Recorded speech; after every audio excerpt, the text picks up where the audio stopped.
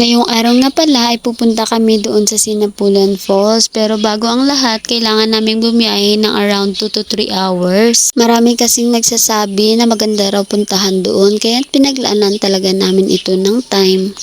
Late na nga bago kami nakaalis sa mga lunggan namin kasi dapat 5 AM nakaalis na kami, magsa 7 AM na bago kami nakapagsimulang bumiyahe. Buti na lang talaga nakisama yung panahon sa amin, at least kahit papaano makarating kami doon sa aming pupuntahan.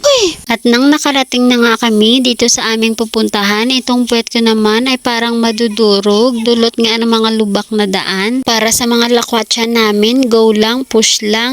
Bilib na bilib talaga ako dito sa mga kasamahan ko kasi pag sinabi mong lakwatsa, walang hindi sa kanila. Maliban na lang talaga kapag busy sila sa kanilang mga trabaho, pero at least naging banding na rin namin ito kahit papaano. Nagbayad nga pala kami dito ng tigta 10 pesos para sa deposit ng aming mga helmet. Mahirap na rin kasi para sa amin kapag dadalhin pa namin itong helmet kasi malayo-layo pa yung lalakarin namin. Tulong na rin ito para sa kanila, at least pagbalik mo, nandoon pa rin yung helmet mo, hindi siya nawala, diba?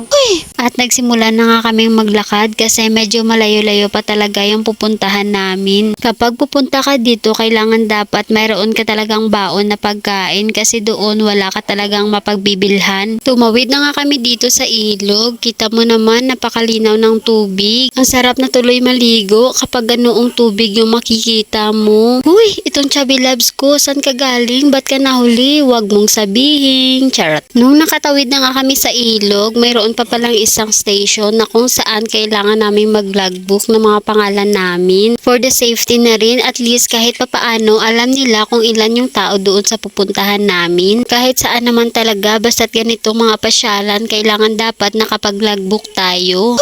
Ano ba yan, Kuya Mike? Kahit puso ng saging, hindi talaga makaligtas sa'yo.